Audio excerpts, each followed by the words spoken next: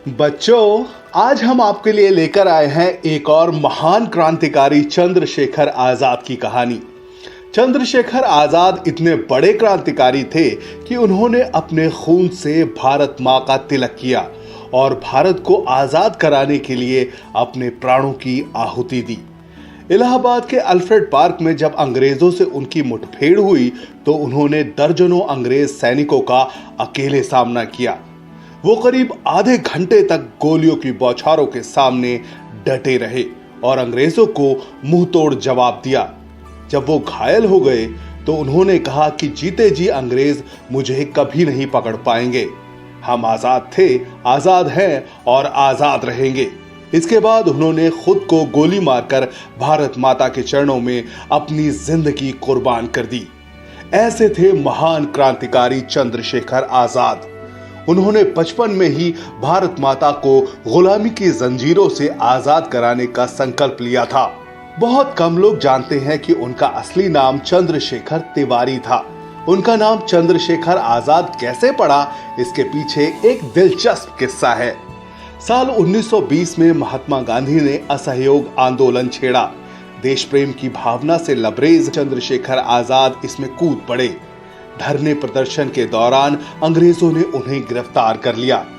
जब उन्हें अंग्रेज जज के सामने पेश किया गया तो उन्होंने जज के होश उड़ा दिए। जब जज ने उनसे उनका नाम पूछा तो उन्होंने अपना नाम आजाद बताया। जज ने उनके पिता का नाम पूछा तो उन्होंने कहा स्वतंत्रता। जज गुस्से से लाल हो गया। उसने चंद्रशेखर से उनकी मां का नाम पूछा। उन्होंने कहा भारत माता। फिर अपने घर का पता उन्होंने जेल बताया। इस बात से जज इतना नाराज हुआ कि उसने चंद्रशेखर को कोड़े मारने की सजा सुनाई। जब चंद्रशेखर को कोड़े मारे जा रहे थे तो लोग डर रहे थे, लेकिन उन्होंने उफ तक नहीं की। उन्होंने हर कोड़े पर भारत माता की जय का नारा लगाया। कोड़े मारने के बाद सजा भुगतने के एवज में उन्हें 3 आने दिए गए तो उन्होंने वो 3 आने जेलर के मुंह पर मार दिए। इस घटना को देखने वाले लोगों ने उन्हें आजाद आजाद कहना शुरू किया। हर कोई उन्हें चंद्रशेखर आजाद कहकर पुकारने लगा। आज भी कोई जब चंद्रशेखर आजाद का नाम लेता है तो हमारे जहन में मूंछों पर ताव देते हुए एक बहादुर और निर्भीक क्रांतिकारी की तस्वीर उभरती है। सच में चंद्रशेखर आजाद जैसे आजाद जिए वैसे ही वो आजाद रहते हुए अमर हो गए। भारत माता के इस वीर सपूत को शत शत नमन।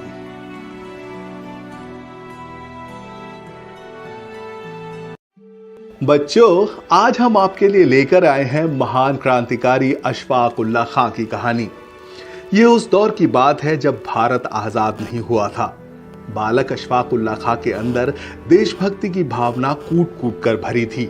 अशफाक देश प्रेम से लबरेज शायरी और कविताएं लिखकर लोगों के अंदर देश को आजाद कराने का जज्बा पैदा कर रहे थे। अशफाक छुप छुप कर क्रांतिकारियों की मदद भी किया करते थे। अशफाक की अम्मी बेटे को देशभक्ति के रंग में रंगे देखकर बहुत खुश होती थी, लेकिन उन्हें यह डर भी था कि अगर किसी दिन अशफाक पकड़े गए तो क्या वो अंग्रेजों के जुल्म बर्दाश्त कर पाएंगे। एक दिन अशफाक की अम्मी ने अशफाक से ये बात कही तो अशफाक ने जवाब दिया, अम्मी आप बिल्कुल बेफिक्र रहिए। अंग्रेज मुझे फांसी पर भी चढ़ा देंगे तो मेरे मुंह से कोई राज नहीं उगलवा पाएंगे। इस पर अशफाक की मां ने कहा कि मैं तेरा इम्तिहान लूंगी। अशफाक की अम्मी ने एक दिया जलाया और कहा कि इस पर अपनी हथेली रख। अम्मी की बात सुनकर अशफाक ने झट से जलते हुए दिए की लौ पर अपना हाथ रख दिया। दिए की लौ की आग से अशफाक का हाथ जलने लगा, लेकिन उनके मुंह से उफ तक न निकली। अशफाक की अम्मी अपने लाडले की हथेली जलते देख रोने लगी, लेकिन अशफाक ने अपना हाथ नहीं हटाया। आखिरकार अम्मी ने फूंक मारकर दिए को बुझा दिया और अपने लाल को सीने से लगा लिया। अम्मी ने अशफाक को दुआएं देते हुए कहा कि जाओ और हिंदुस्तान को आजाद कराकर ही दम लेना। मां का आशीर्वाद पाने के बाद अशफाक दुगनी ताकत से भारत मां को गुलामी की जंजीरों से आजाद कराने के काम में जुट गए। अशफाक उल्लाह खां कहा करते थे, हे मातृभूमि तेरी सेवा किया करूंगा, फांसी मिले मुझे या हो जन्म कैद मेरी, बंसी बजा बजा कर तेरा भजन करूंगा। आगे चलकर काकोरी केस में महान क्रांतिकारी अशफाक उल्लाह खां को अंग्रेजों ने फांसी की सजा सुनाई। जब उन्हें फांसी के लिए ले जाया जा रहा था तो वे ऐसे खुश नजर आ रहे थे जैसे उन्होंने अपनी मां से किया वादा पूरा किया हो। अशफाक ने फांसी के फंदे को चूमकर भारत माता के चरणों में अपने प्राणों का सर्वोच्च बलिदान दिया। दोस्तों, अशफाक उल्लाह खां की कुर्बानी हमें ये प्रेरणा देती है कि हमें अपने देश और देशवासियों की सेवा के लिए अपना तन, मन और धन सब कुछ लगा देना चाहिए।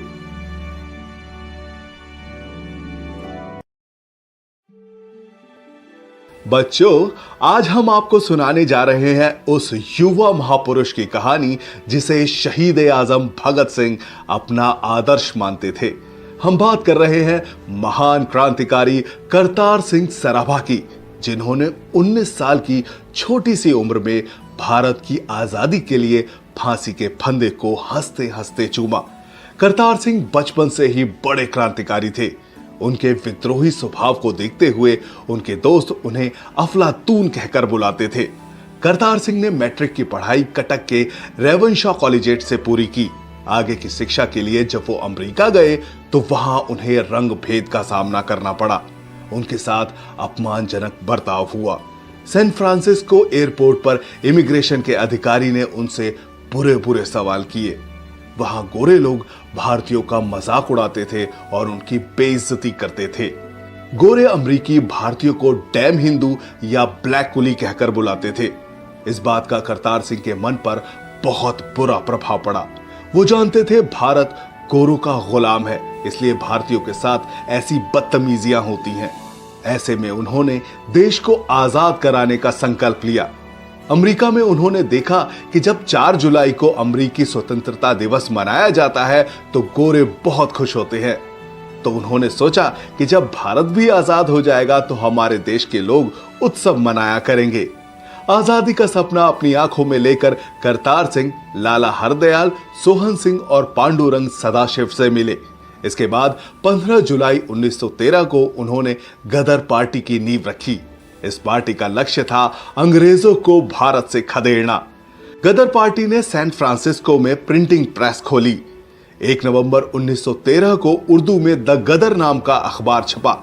छोटी सी उम्र में आजादी के लिए करतार के संघर्ष को देखते हुए लोग उन्हें बाल जर्नैल कहकर पुकारते थे। जब पहला विश्व युद्ध शुरू हुआ तो गदर पार्टी के तमाम सदस्य भारत को आजाद कराने के लिए अमेरिका से भारत लौट आए। उन्होंने अंग्रेजों की फौज में काम करने वाले सिख सिपाहियों में विद्रोह की चिंगारी फूंकना शुरू किया। गदर पार्टी के लोग 100 किलोमीटर साइकिल चलाकर जाते थे और सिख सिपाहियों को समझाते थे। गदर पार्टी फिरोजपुर कैंट में मियां मीर को बंदी बनाने के बाद विद्रोह छेड़ने वाली थी। इस बात की खबर अंग्रेजों को लग गई। अंग्रेजों ने गदर पार्टी के सदस्यों को गिरफ्तार करना शुरू कर दिया। हालांकि करतार सिंह बच निकले और पेशावर चले गए, पर ज्यादा दिन तक वो आजादी की लड़ाई से दूर नहीं रह सके। उन्होंने लौटकर फिर से संघर्ष करने का निश्चय किया। वो जैसे ही लौटे अंग्रेजों ने उन्हें गिरफ्तार कर लिया। गदर पार्टी के सदस्यों पर इंडिया डिफेंस एक्ट 1915 के तहत मुकदमे चलाए गए। इस केस के वक्त करतार सिंह सराभा की उम्र सिर्फ 18.5 साल थी। सुनवाई के दौरान अंग्रेज जज ने करतार से कहा कि तुम्हें डर नहीं लगता। इस पर करतार सिंह सराभा ने जवाब दिया, आप मुझे मृत्युदंड देंगे और क्या, मेरे गुनाहों के लिए अगर मृत्युदंड या उम्र कैद में से मुझे किसी एक को चुनना पड़ा तो मैं फांसी चुनूंगा, ताकि फिर से एक बार जन्म ले सकूं और हिंदुस्तान की आजादी की लड़ाई को फिर से लड़ सकूं। जब तक भारत आजाद नहीं होता मैं बार बार जन्म लूंगा और फांसी पर झूलता रहूंगा। अगर मैं औरत के रूप में पैदा हुआ तो मैं अपने बच्चों को क्रांतिकारी बनाऊंगा। यह सुनकर अंग्रेज जज सन्न रह गया। उसने करतार सिंह सराभा को फांसी का ऐलान किया। 19 साल की छोटी सी उम्र में करतार सिंह सराभा ने भारत को आजाद कराने के लिए अपने प्राणों का सर्वोच्च बलिदान दिया। करतार सिंह तो चले गए, लेकिन उनकी कुर्बानी से भगत सिंह जैसे शहीद आजम का जन्म हुआ। भारत के असंख्य नौजवान करतार सिंह के बलिदान से प्रेरणा लेकर आजादी की लड़ाई में कूद पड़े। उनकी कुर्बानी की महक आज भी भारत की हवा में खुशबू बनकर उड़ रही है। हम करतार सिंह सराभा के चरणों में पुष्पांजलि अर्पित करते हैं और उन्हें क्रांतिकारी सलाम पेश करते हैं।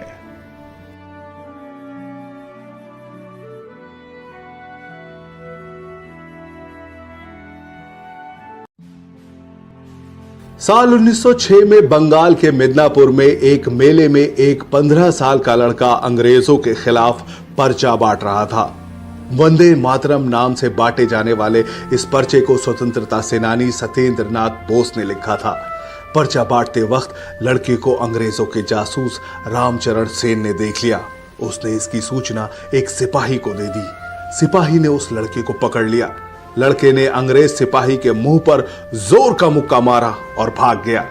ये लड़का कोई और नहीं बल्कि युवा क्रांतिकारी खुदीराम बोस थे। जी हां, वही खुदीराम बोस जिन्हें 18 साल की छोटी सी उम्र में मुजफ्फरपुर षड्यंत्र केस में अंग्रेजों ने फांसी दी। खुदीराम बोस के क्रांतिकारी जीवन की कहानी आपके रोंगटे खड़े कर देगी। खुदीराम का जन्म 3 दिसंबर 1989 को बंगाल के मिदनापुर के हबीबपुर में हुआ था। बचपन में ही माता पिता का निधन होने के चलते उनकी बड़ी बहन ने उनका लालन पालन किया। साल 1905 में बंगाल का विभाजन होने के बाद खुदीराम बोस आजादी के आंदोलन में कूद पड़े। सत्येंद्र बोस खुदीराम बोस के क्रांतिकारी गुरु थे। खुदीराम बोस छात्र जीवन में ही जलसे और जुलूसों में जाने लगे थे और अंग्रेजी हुकूमत के खिलाफ नारे लगाने लगे थे। 9वीं क्लास के बाद उन्होंने पढ़ाई छोड़ दी और जंगे आजादी में कूद पड़े।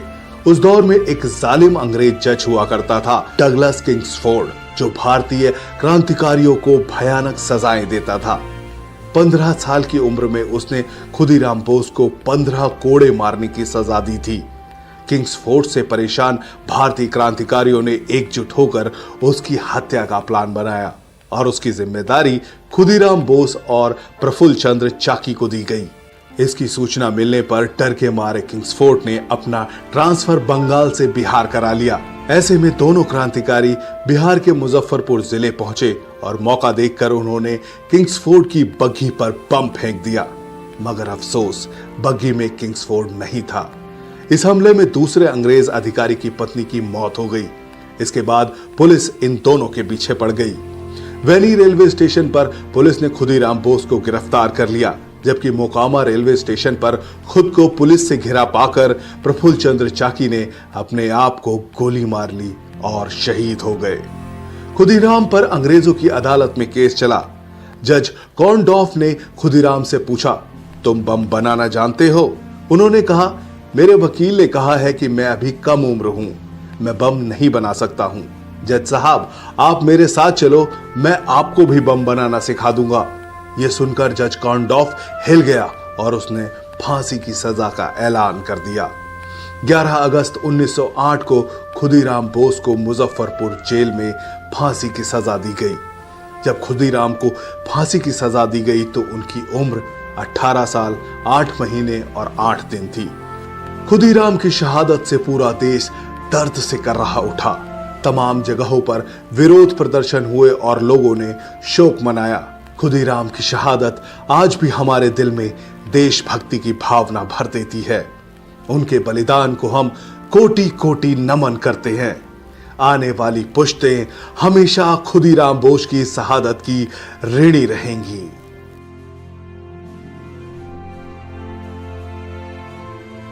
झारखंड की धरती पर एक ऐसा सितारा चमका जिसने अंग्रेजों के अत्याचार के खिलाफ क्रांति की ज्वाला को भड़काया।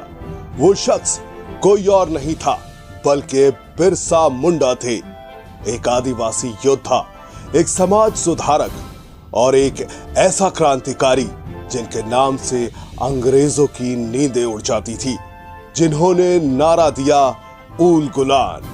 ऊल गुलान मतलब महाविद्रोह।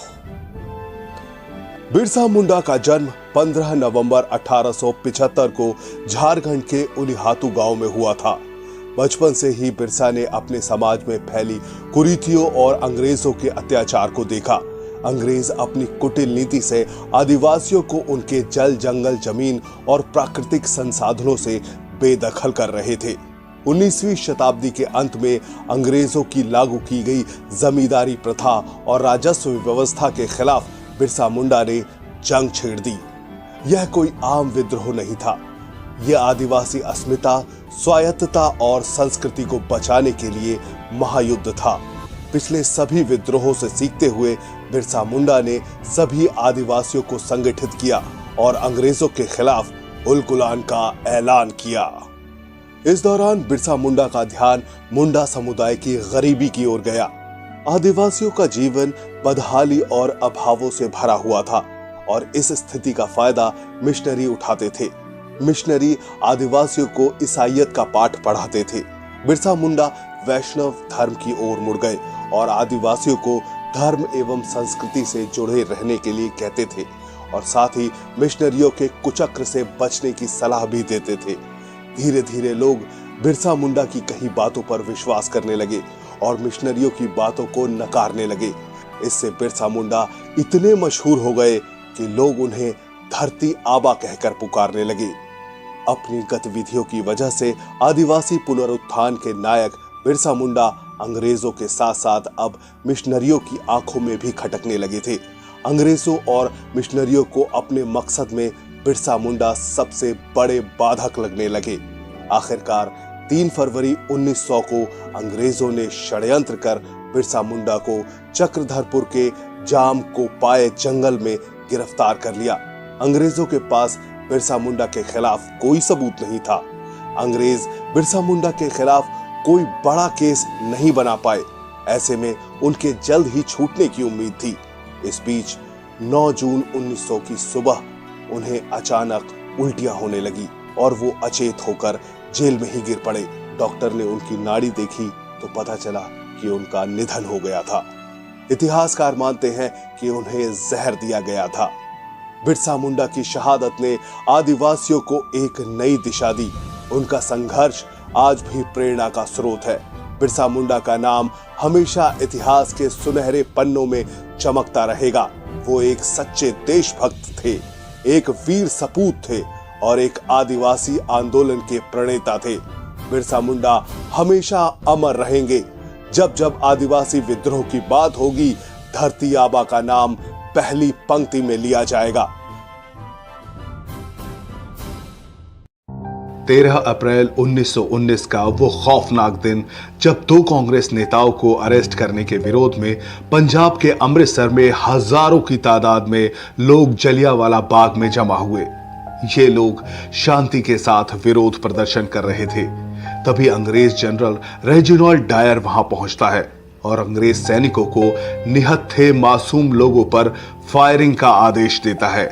इसके बाद बंदूक की गोलियों के बीच पुरुषों, महिलाओं और बच्चों की चीखों से पूरा जलियांवाला बाग गूंजने लगता है। अंग्रेजों की बंदूकें तब तक आग उगलती रहीं जब तक कि वहां मौजूद एक भी शख्स जिंदा रहा। जनरल डायर ने जलियांवाला बाग को शमशान बना दिया। इस रक्तपात के दौरान एक 20 साल का नौजवान किसी तरह बच गया। वो लाशों के अंबार को देखकर फूट फूट कर रो रहा था। उसने जनरल डायर और गोली चलाने का आदेश देने वाले पंजाब के गवर्नर जनरल माइकल ओडायर से इस हत्याकांड का बदला लेने की कसम खाई। ये शख्स और कोई नहीं बल्कि महान क्रांतिकारी सरदार ऊधम सिंह थे। सरदार ऊधम सिंह का जन्म 26 दिसंबर 1899 को पंजाब के संगरूर के सुनाम गांव में हुआ था। उनके पिता सरदार तेहाल सिंह रेलवे में चौकीदार थे। ऊधम सिंह का बचपन का नाम शेर सिंह था। जब ऊधम सिंह 7 साल के थे तो उनकी माता और पिता दोनों ने दुनिया को अलविदा कह दिया। इसके बाद उन्हें अमृतसर के सेंट्रल खालसा अनाथालय भेज दिया गया। इसी अनाथालय में शेर सिंह को ऊधम सिंह का नाम दिया गया। ऊधम सिंह शहीद भगत सिंह को अपना गुरु मानते थे। जब ऊधम सिंह बड़े हुए तो उन्होंने सभी धर्मों के लोगों में एकता बनाने के लिए अपना नाम बदलकर राम मोहम्मद सिंह आजाद रख लिया। साल 1918 में ऊधम सिंह ने मैट्रिक की परीक्षा पास की और 1919 में उन्होंने अनाथालय को अलविदा कह दिया और आजादी के आंदोलन में कूद पड़े। ऊधम सिंह के कानों में दिन रात जलियांवाला बाग में शहीद हुए लोगों की चीखें गूंजती रहती थीं। ऐसे में उन्होंने अपने साथियों के साथ चंदा इकट्ठा किया और अंग्रेजों से बदला लेने के लिए लंदन चले गए। लंदन पहुंचने पर पता चला कि जनरल रेजिनाल्ड डायर की ब्रेन हैमरेज से मौत हो गई। अब उन्होंने दूसरे हत्यारे जनरल माइकल ओड्वायर को मारने की योजना बनाई। 6 साल तक वो जनरल ड्रायर को मारने का मौका तलाशते रहे। आखिरकार 13 मार्च 1940 को उन्हें वो मौका मिल ही गया। 13 तारीख को रॉयल सेंट्रल एशियन सोसाइटी की लंदन के कॉक्सटन हॉल में एक बैठक थी। वहां जनरल माइकल ओड्वायर को भी आना था। ऊधम सिंह ने अपनी बंदूक को एक मोटी सी किताब में छुपाया और वहां पहुंच गए। उन्होंने मौका पाते ही जनरल ओड्वायर पर फायरिंग की। 2 गोलियां लगने से जनरल ओड्वायर वहीं ढेर हो गया। ऊधम सिंह गिरफ्तार कर लिए गए। लंदन की अदालत में उनके ऊपर जनरल डायर की हत्या करने का मुकदमा चला। 4 जून 1940 को ऊधम सिंह को जनरल माइकल ओड्वायर की हत्या का दोषी माना गया। उन्हें 31 जुलाई 1940 को पेंटन विलेज जेल में फांसी दे दी गई और ऊधम सिंह सदा के लिए अमर हो गए। हद तो तब हो गई जब जालिम अंग्रेजों ने ऊधम सिंह की अंतिम रस्मों को भी वहां पूरा नहीं होने दिया। आजादी के बाद साल 1974 में ब्रिटेन ने उनके अवशेष भारत को सौंपे और भारत में विधिवत उनका अंतिम संस्कार किया गया। भारत का इतिहास अंग्रेजों के घर में घुसकर एक जालिम को उसके किए की सजा देने वाले सरदार ऊधम सिंह को हमेशा याद रखेगा। हम सरदार ऊधम सिंह को कोटि कोटि नमन करते हैं और उन्हें क्रांतिकारी सलाम पेश करते हैं।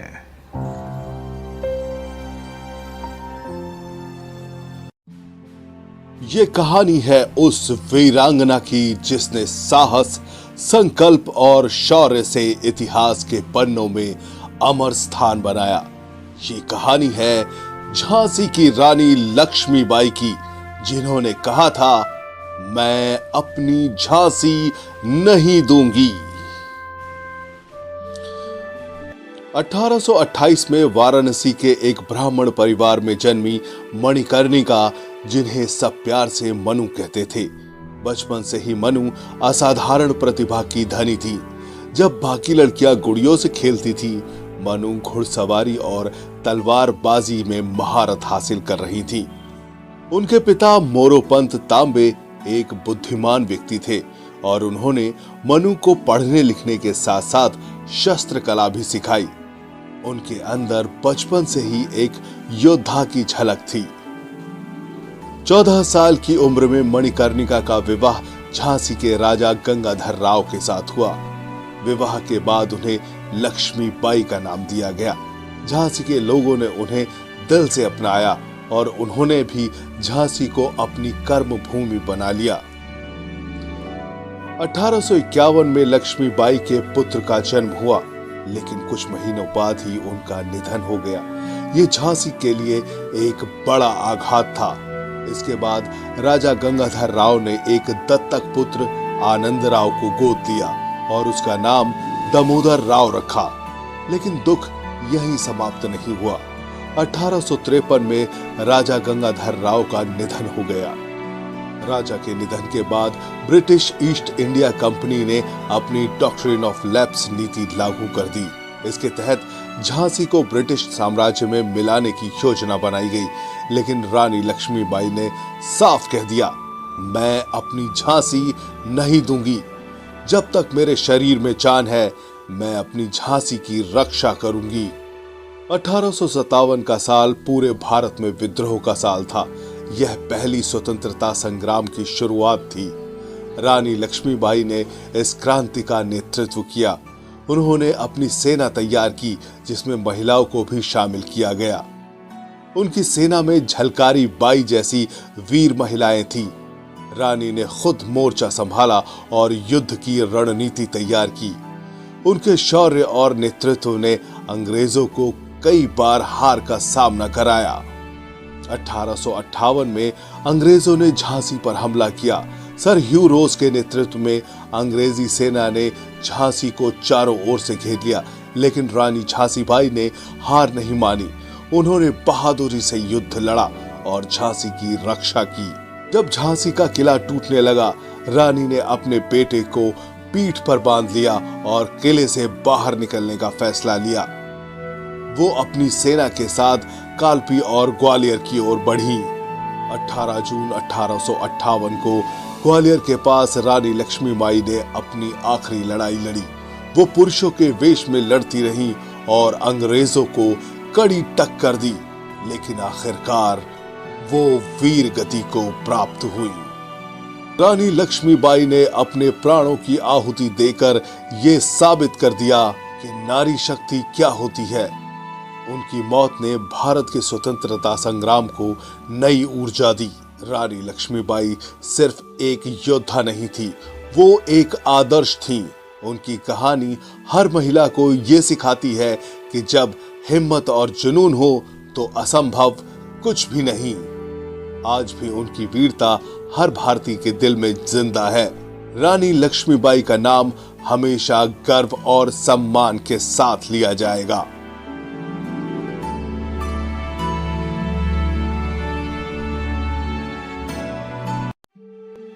बच्चों, भगत सिंह बहुत बड़े क्रांतिकारी थे।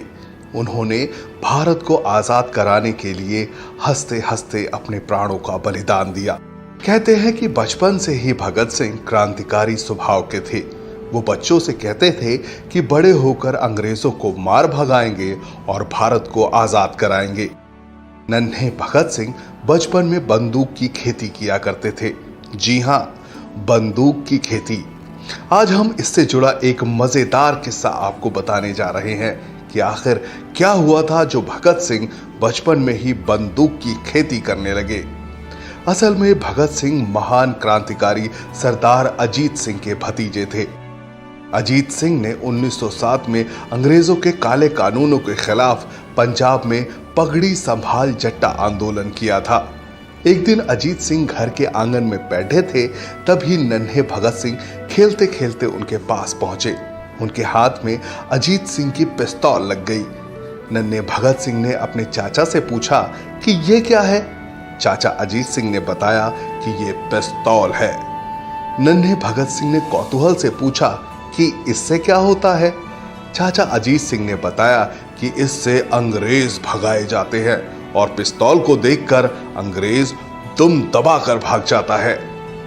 यह बात भगत सिंह के दिमाग में घर कर गई। कुछ दिनों बाद नन्हे भगत सिंह अपने चाचा के साथ खेत में आए हुए थे। उनके चाचा अजीत सिंह खेत में एक आम का पेड़ लगा रहे थे। तब भगत सिंह ने पूछा, चाचा आप ये क्या कर रहे हैं? तो भगत सिंह के चाचा ने बताया कि मैं आम का पेड़ लगा रहा हूं। जमीन में आम की गुठली बोने से आम का पौधा निकलेगा, फिर वो पौधा बड़ा होकर पेड़ बन जाएगा और फिर बहुत सारे आम लगेंगे। ये सुनकर भगत सिंह भागते हुए घर में आए और उन्होंने दराज में रखी चाचा की बंदूक निकाल ली और वापस खेत में पहुंचे। उन्होंने खेत में गड्ढा खोदना शुरू किया। ये देखकर उनके चाचा अजीत सिंह अचरज में पड़ गए।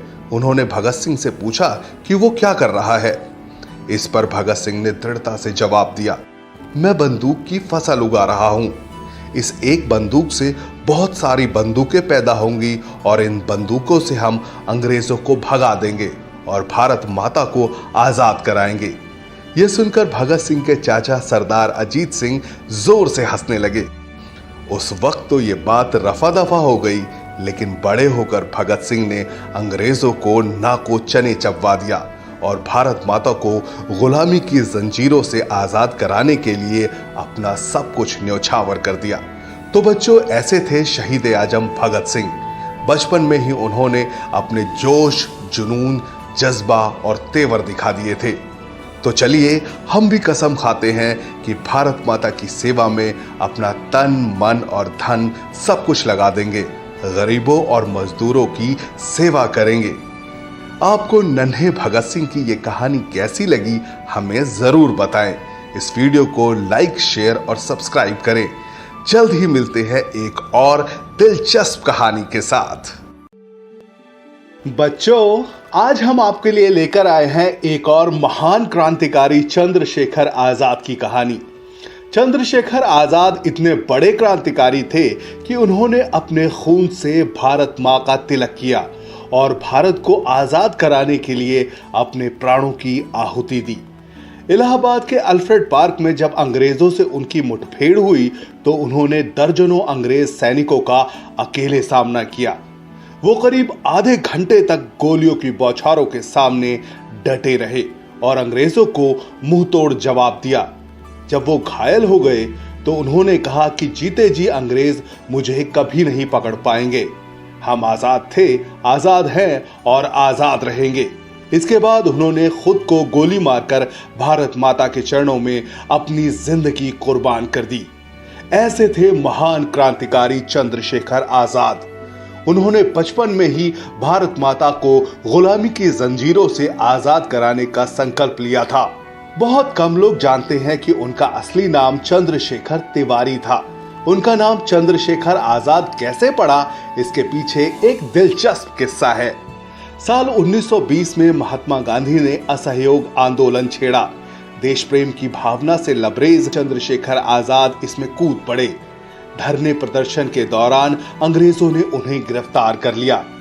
जब उन्हें अंग्रेज जज के सामने पेश किया गया तो उन्होंने जज के होश उड़ा दिए।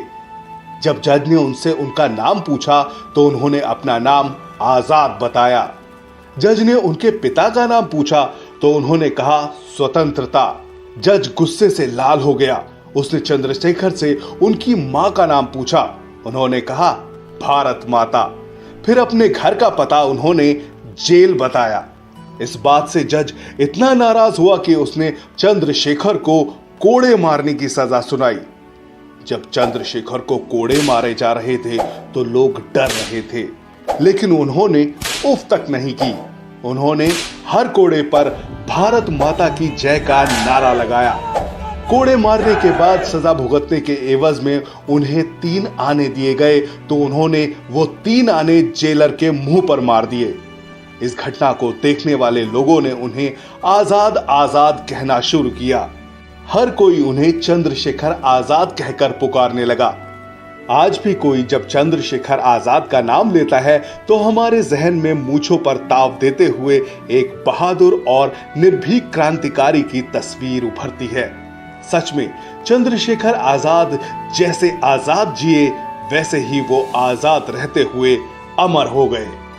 भारत माता के इस वीर सपूत को शत शत नमन।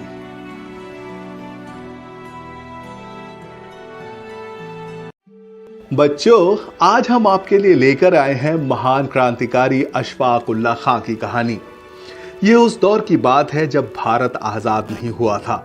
बालक अशफाक उल्लाह खां के अंदर देशभक्ति की भावना कूट कूट कर भरी थी। अशफाक देश प्रेम से लबरेज शायरी और कविताएं लिखकर लोगों के अंदर देश को आजाद कराने का जज्बा पैदा कर रहे थे। अशफाक छुप छुप कर क्रांतिकारियों की मदद भी किया करते थे। अशफाक की अम्मी बेटे को देशभक्ति के रंग में रंगे देखकर बहुत खुश होती थी, लेकिन उन्हें यह डर भी था कि अगर किसी दिन अशफाक पकड़े गए तो क्या वो अंग्रेजों के जुल्म बर्दाश्त कर पाएंगे। एक दिन अशफाक की अम्मी ने अशफाक से ये बात कही तो अशफाक ने जवाब दिया, अम्मी आप बिल्कुल बेफिक्र रहिए, अंग्रेज मुझे फांसी पर भी चढ़ा देंगे तो मेरे मुंह से कोई राज नहीं उगलवा पाएंगे। इस पर अशफाक की मां ने कहा कि मैं तेरा इम्तिहान लूंगी। अशफाक की अम्मी ने एक दिया जलाया और कहा कि इस पर अपनी हथेली रख। अम्मी की बात सुनकर अशफाक ने झट से जलते हुए दिए की लौ पर अपना हाथ रख दिया। दिए की लौ की आग से अशफाक का हाथ जलने लगा, लेकिन उनके मुंह से उफ तक न निकली। अशफाक की अम्मी अपने लाडले की हथेली जलते देख रोने लगी, लेकिन अशफाक ने अपना हाथ नहीं हटाया। आखिरकार अम्मी ने फूंक मारकर दिए को बुझा दिया और अपने लाल को सीने से लगा लिया। अम्मी ने अशफाक को दुआएं देते हुए कहा कि जाओ और हिंदुस्तान को आजाद कराकर ही दम लेना। मां का आशीर्वाद पाने के बाद अशफाक दुगनी ताकत से भारत मां को गुलामी की जंजीरों से आजाद कराने के काम में जुट गए। अशफाक उल्लाह खां कहा करते थे, हे मातृभूमि तेरी सेवा किया करूंगा, फांसी मिले मुझे या हो जन्म कैद मेरी, बंसी बजा बजा कर तेरा भजन करूंगा। आगे चलकर काकोरी केस में महान क्रांतिकारी अशफाक उल्लाह खां को अंग्रेजों ने फांसी की सजा सुनाई। जब उन्हें फांसी के लिए ले जाया जा रहा था तो वे ऐसे खुश नजर आ रहे थे जैसे उन्होंने अपनी मां से किया वादा पूरा किया हो। अशफाक ने फांसी के फंदे को चूमकर भारत माता के चरणों में अपने प्राणों का सर्वोच्च बलिदान दिया। दोस्तों, अशफाक उल्लाह खां की कुर्बानी हमें ये प्रेरणा देती है कि हमें अपने देश और देशवासियों की सेवा के लिए अपना तन, मन और धन सब कुछ लगा देना चाहिए।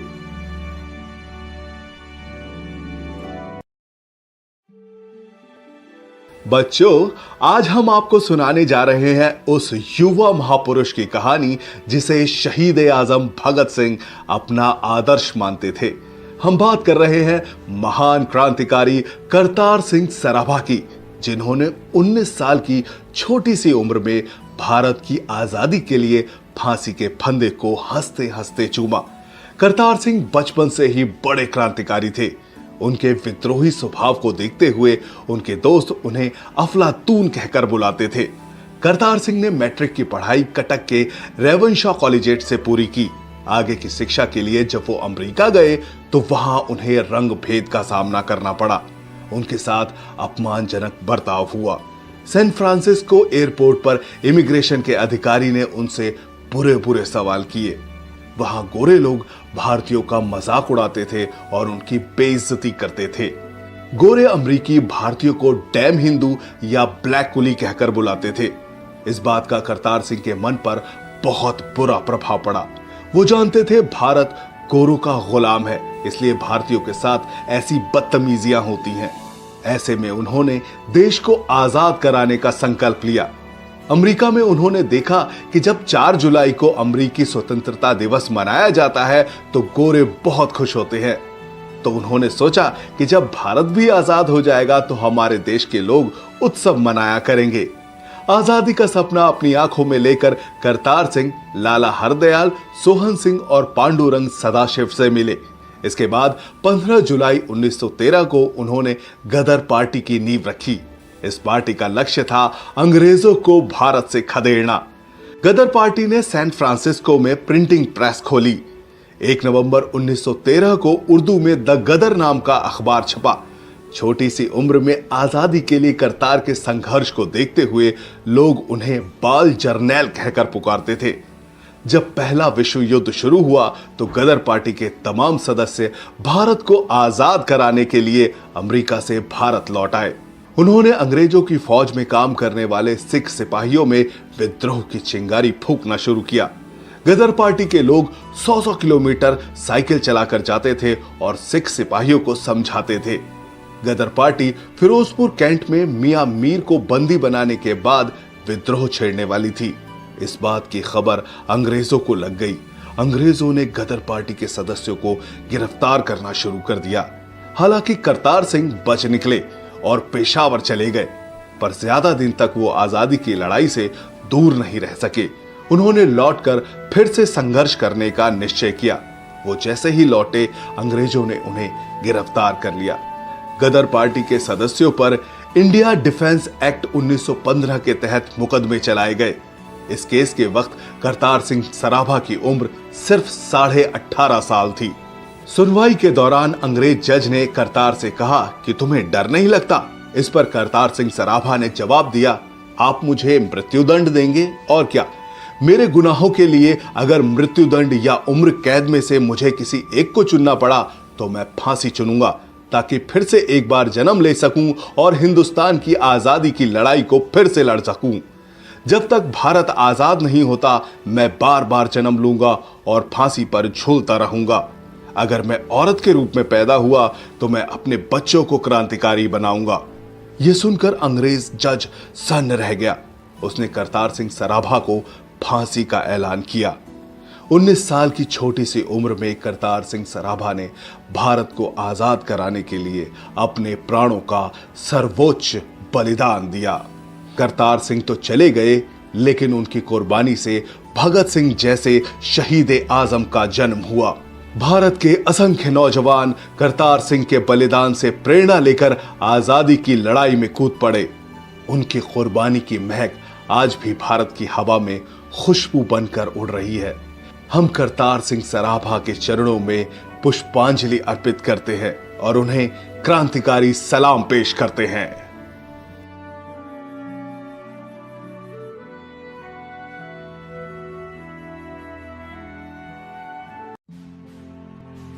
साल 1906 में बंगाल के मिदनापुर में एक मेले में एक 15 साल का लड़का अंग्रेजों के खिलाफ पर्चा बांट रहा था। वंदे मातरम नाम से बांटे जाने वाले इस पर्चे को स्वतंत्रता सेनानी सत्येंद्र नाथ बोस ने लिखा था। पर्चा बांटते वक्त लड़के को अंग्रेजों के जासूस रामचरण सेन ने देख लिया। उसने इसकी सूचना एक सिपाही को दे दी। सिपाही ने उस लड़के को पकड़ लिया। लड़के ने अंग्रेज सिपाही के मुंह पर जोर का मुक्का मारा और भाग गया। ये लड़का कोई और नहीं बल्कि युवा क्रांतिकारी खुदीराम बोस थे। जी हां, वही खुदीराम बोस जिन्हें 18 साल की छोटी सी उम्र में मुजफ्फरपुर षड्यंत्र केस में अंग्रेजों ने फांसी दी। खुदीराम बोस के क्रांतिकारी जीवन की कहानी आपके रोंगटे खड़े कर देगी। खुदीराम का जन्म 3 दिसंबर 1989 को बंगाल के मिदनापुर के हबीबपुर में हुआ था। बचपन में ही माता पिता का निधन होने के चलते उनकी बड़ी बहन ने उनका लालन पालन किया। साल 1905 में बंगाल का विभाजन होने के बाद खुदीराम बोस आजादी के आंदोलन में कूद पड़े।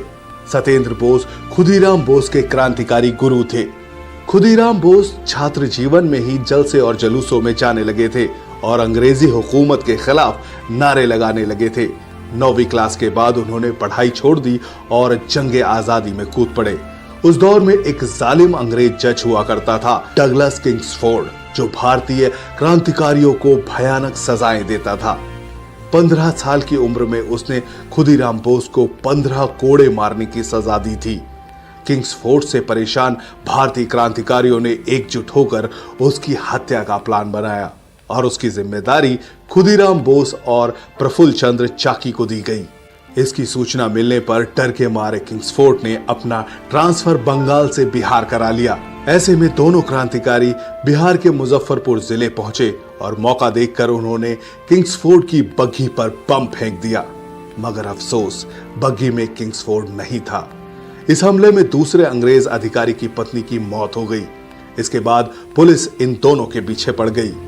वैनी रेलवे स्टेशन पर पुलिस ने खुदीराम बोस को गिरफ्तार कर लिया, जबकि मोकामा रेलवे स्टेशन पर खुद को पुलिस से घिरा पाकर प्रफुल्ल चंद्र चाकी ने अपने आप को गोली मार ली और शहीद हो गए।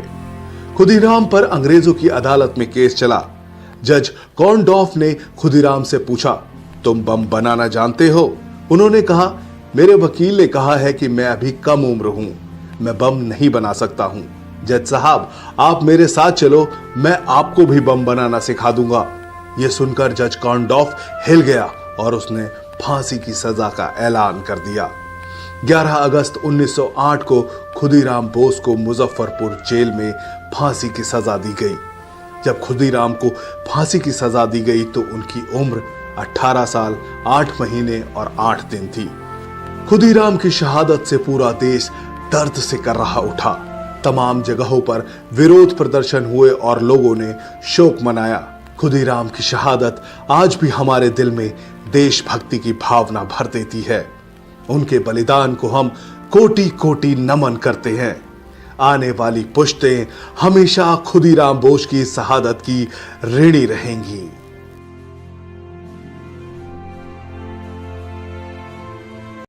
झारखंड की धरती पर एक ऐसा सितारा चमका जिसने अंग्रेजों के अत्याचार के खिलाफ क्रांति की ज्वाला को भड़काया।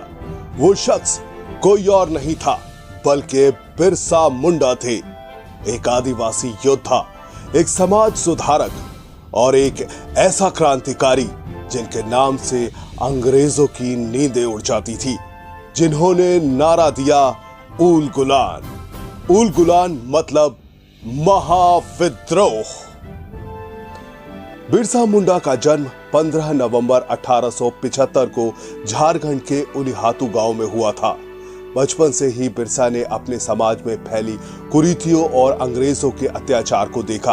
अंग्रेज अपनी कुटिल नीति से आदिवासियों को उनके जल जंगल जमीन और प्राकृतिक संसाधनों से बेदखल कर रहे थे। 19वीं शताब्दी के अंत में अंग्रेजों की लागू की गई जमींदारी प्रथा और राजस्व व्यवस्था के खिलाफ बिरसा मुंडा ने जंग छेड़ दी। यह कोई आम विद्रोह नहीं था, यह आदिवासी अस्मिता, स्वायत्तता और संस्कृति को बचाने के लिए महायुद्ध था। पिछले सभी विद्रोहों से सीखते हुए बिरसा मुंडा ने सभी आदिवासियों को संगठित किया और अंग्रेजों के खिलाफ उलगुलान का ऐलान किया।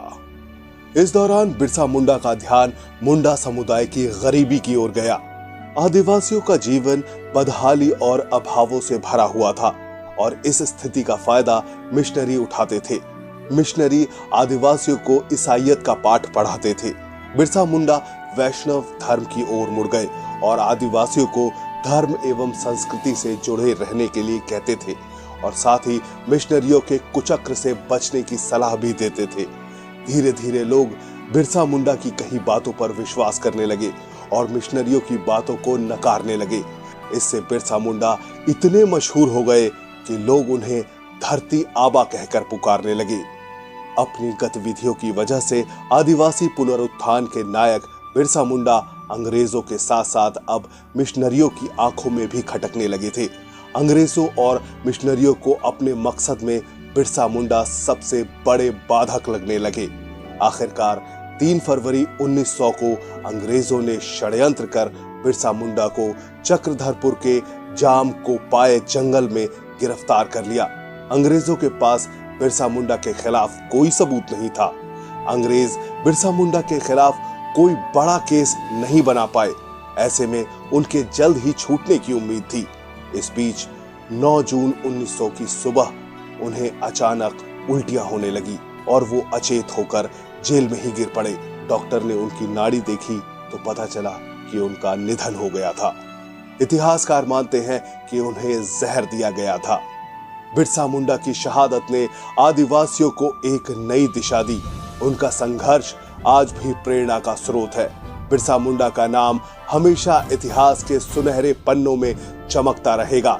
वो एक सच्चे देशभक्त थे, एक वीर सपूत थे और एक आदिवासी आंदोलन के प्रणेता थे। बिरसा मुंडा हमेशा अमर रहेंगे। जब जब आदिवासी विद्रोह की बात होगी, धरती आबा का नाम पहली पंक्ति में लिया जाएगा। 13 अप्रैल 1919 का वो खौफनाक दिन जब 2 कांग्रेस नेताओं को अरेस्ट करने के विरोध में पंजाब के अमृतसर में हजारों की तादाद में लोग जलियांवाला बाग में जमा हुए। ये लोग शांति के साथ विरोध प्रदर्शन कर रहे थे। तभी अंग्रेज जनरल रेजिनाल्ड डायर वहां पहुंचता है और अंग्रेज सैनिकों को निहत्थे मासूम लोगों पर फायरिंग का आदेश देता है। इसके बाद बंदूक की गोलियों के बीच पुरुषों, महिलाओं और बच्चों की चीखों से पूरा जलियांवाला बाग गूंजने लगता है। अंग्रेजों की बंदूकें तब तक आग उगलती रहीं जब तक कि वहां मौजूद एक भी शख्स जिंदा रहा। जनरल डायर ने जलियांवाला बाग को शमशान बना दिया। इस रक्तपात के दौरान एक 20 साल का नौजवान किसी तरह बच गया। वो लाशों के अंबार को देखकर फूट फूट कर रो रहा था। उसने जनरल डायर और गोली चलाने का आदेश देने वाले पंजाब के गवर्नर जनरल माइकल ओडायर से इस हत्याकांड का बदला लेने की कसम खाई। ये शख्स और कोई नहीं बल्कि महान क्रांतिकारी सरदार ऊधम सिंह थे। सरदार ऊधम सिंह का जन्म 26 दिसंबर 1899 को पंजाब के संगरूर के सुनाम गांव में हुआ था। उनके पिता सरदार तेहाल सिंह रेलवे में चौकीदार थे। ऊधम सिंह का बचपन का नाम शेर सिंह था। जब ऊधम सिंह 7 साल के थे तो उनकी माता और पिता दोनों ने दुनिया को अलविदा कह दिया। इसके बाद उन्हें अमृतसर के सेंट्रल खालसा अनाथालय भेज दिया गया। इसी अनाथालय में शेर सिंह को ऊधम सिंह का नाम दिया गया। ऊधम सिंह शहीद भगत सिंह को अपना गुरु मानते थे। जब ऊधम सिंह बड़े हुए तो उन्होंने सभी धर्मों के लोगों में एकता बनाने के लिए अपना नाम बदलकर राम मोहम्मद सिंह आजाद रख लिया। साल 1918 में ऊधम सिंह ने मैट्रिक की परीक्षा पास की और 1919 में उन्होंने अनाथालय को अलविदा कह दिया और आजादी के आंदोलन में कूद पड़े। ऊधम सिंह के कानों में दिन रात जलियांवाला बाग में शहीद हुए लोगों की चीखें गूंजती रहती थीं। ऐसे में उन्होंने अपने साथियों के साथ चंदा इकट्ठा किया और अंग्रेजों से बदला लेने के लिए लंदन चले गए। लंदन पहुंचने पर पता चला कि जनरल रेजिनाल्ड डायर की ब्रेन हैमरेज से मौत हो गई। अब उन्होंने दूसरे हत्यारे जनरल माइकल ओड्वायर को मारने की योजना बनाई। 6 साल तक वो जनरल ड्रायर को मारने का मौका तलाशते रहे। आखिरकार 13 मार्च 1940 को उन्हें वो मौका मिल ही गया। 13 तारीख को रॉयल सेंट्रल एशियन सोसाइटी की लंदन के कॉक्सटन हॉल में एक बैठक थी। वहां जनरल माइकल ओड्वायर को भी आना था। ऊधम सिंह ने अपनी बंदूक को एक मोटी सी किताब में छुपाया और वहां पहुंच गए। उन्होंने मौका पाते ही जनरल ओड्वायर पर फायरिंग की। 2 गोलियां लगने से जनरल ओड्वायर वहीं ढेर हो गया। ऊधम सिंह गिरफ्तार कर लिए गए। लंदन की अदालत में उनके ऊपर जनरल डायर की हत्या करने का मुकदमा चला। 4 जून 1940 को ऊधम सिंह को जनरल माइकल ओड्वायर की हत्या का दोषी माना गया। उन्हें 31 जुलाई 1940 को पेंटन विलेज जेल में फांसी दे दी गई और ऊधम सिंह सदा के लिए अमर हो गए। हद तो तब हो गई जब जालिम अंग्रेजों ने ऊधम सिंह की अंतिम रस्मों को भी वहां पूरा नहीं होने दिया। आजादी के बाद साल 1974 में ब्रिटेन ने उनके अवशेष भारत को सौंपे और भारत में विधिवत उनका अंतिम संस्कार किया गया। भारत का इतिहास अंग्रेजों के घर में घुसकर एक जालिम को उसके किए की सजा देने वाले सरदार ऊधम सिंह को हमेशा याद रखेगा। हम सरदार ऊधम सिंह को कोटि कोटि नमन करते हैं।